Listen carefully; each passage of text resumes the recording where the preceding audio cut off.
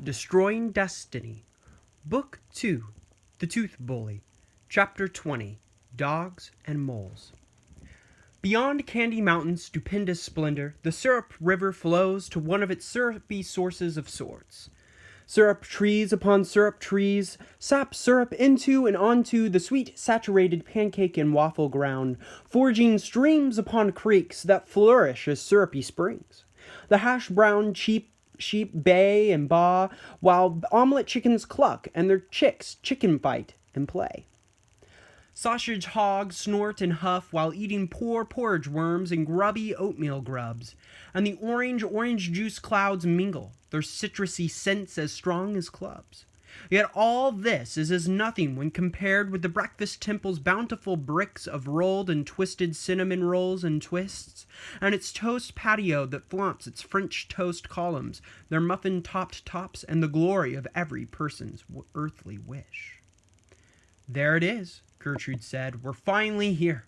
The Breakfast Temple. Where the most important meal of the day is every meal of the day, Steve zipped. We may be here, but we aren't in. That's for sure, Pancake worried. We still have to sneak past the guards, free the Tooth Bully, find the key to the control room, and defeat Dark Lord Jane not only before he creates the Eternal Destroyer, but before he releases winter on the planet. You guys realize we only have 9 days left? Yeah, we do, Gertrude said. Pancake sat down with a huff. If we even make it that far, who knows? Evidently we could die at any time thanks to Billip the Banana Corn's pee. I don't know about that. I'm starting to think that was all just a joke. The worst that's happened since then is my butt being bitten off by some bug, Gertrude said. I haven't noticed anything different. Well, I have. For one, Pancake said, I took a bath a day ago and none of my skin sugar has come back. I would be one giant sunburnt blister if not for Sir Fix-A-Butt's powdered sugar sunblock. And, Pancake paused, leaning Steve back onto his straps. Look at these. I noticed them on Steve just yesterday. These are not normal and they're getting bigger. What? What's not normal? Steve zipped. The 2 big bumps on your bottom, Pancake said. Well, you guys have 2 big bumps on your bottom too. Completely normal, the backpack chuckled. Steve! Okay, Steve zipped. I get it, Pan. Things aren't going the best, Gertrude said, combing back his hair. But as long as you have the sunblock and nothing happens with those bumps, we should be fine. If that's the worst the banana corn pea does, we're good to go. But Gertrude, you're still healing from your injury. Pancake stood up. I'm not saying we can't do this, but I'm saying that we can't have any more mess-ups. That means no more taking up fights we can't win. And no more wading through random sugar water pools we find. Agreed? Agreed, Steve said. Gertrude? Pancake prodded. I can't promise that. What? I told you, Pan, I can't promise that. The Tooth Bully? The Horizon War Destiny and everything in front of us? Think about it. I know just from your voice that you don't believe in us, but I will do it.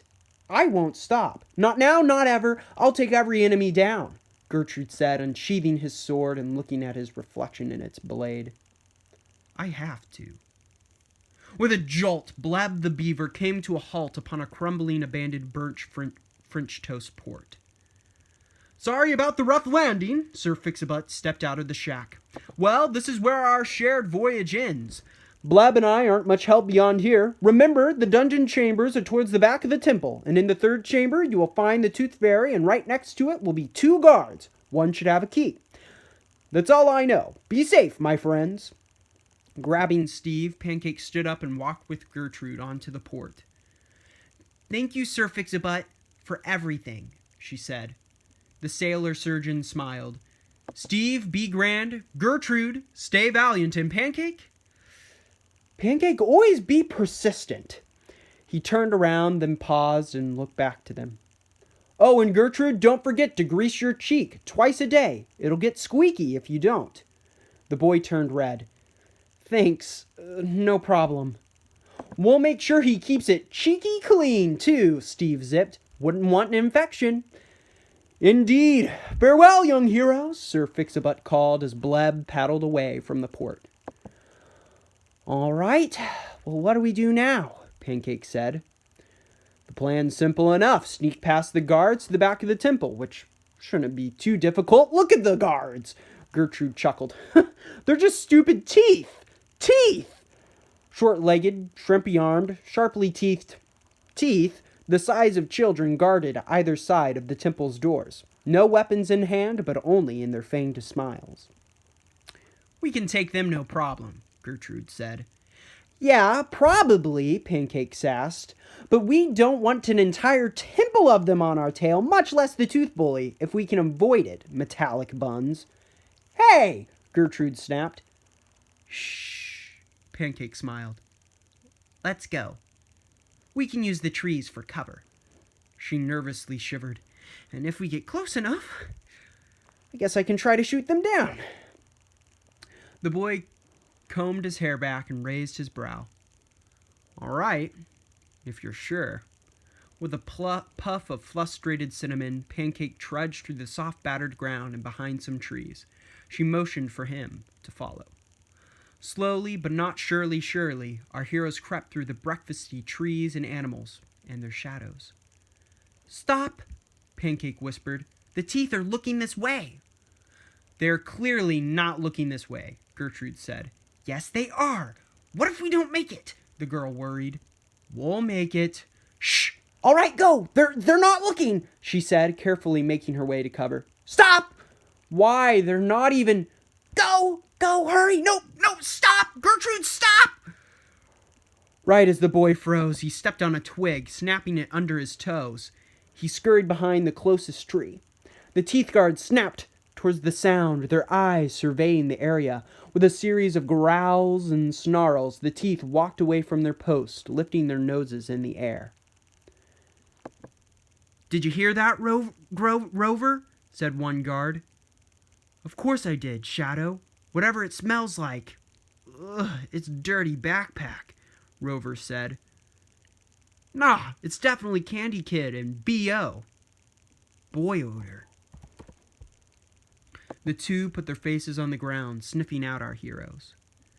Oh, Gertrude, sloth goat dung! Pancake squirmed as the guards neared. What are we going to do now? Thanks a lot! Don't go blaming me. Now's your time to shine. Use your bow, Gertrude said. Frantically, Pancake snatched out an arrow, knocked the bow. All right, it's just like on the islands of the east. The teeth neared and the girl focused, pulling back the string. They're close. I can feel it, Rover barked. Come on, Pancake, Gertrude whispered. It's now or never. Behind those trees, the teeth grinned, running towards our hero's cover. Pancake, now, shoot! I know, she said. Now! As she released the string, Pancake swiftly pointed the bow upwards away from the teeth. Pancake, what are you doing? Gertrude readied his sword. Pancake motioned him to wait and watch. We're getting close, Shadow, Rover said. Shadow? Rover turned around. Why did you stop? You hear that creaking sound? Shadow responded while looking up into the trees. Of course I did, Before Rover the Tooth could finish his sentence, a limb tumbled from the trees to his head, knocking all his teeth out. The tooth lay senseless and toothless. Oh, Rover! Shadow muttered, dragging the tooth out from under the branch. If only you could actually hear. We all know you're deaf. Best take you to the clinic. And with that, the teeth guards left, with two more quickly replacing their posts at the door. What was that? Gertrude said. Well, I couldn't shoot him. If I missed only one of them, the whole temple would know we were here. So he did the next best thing. Shoot down a branch. What do we do now? The boy said.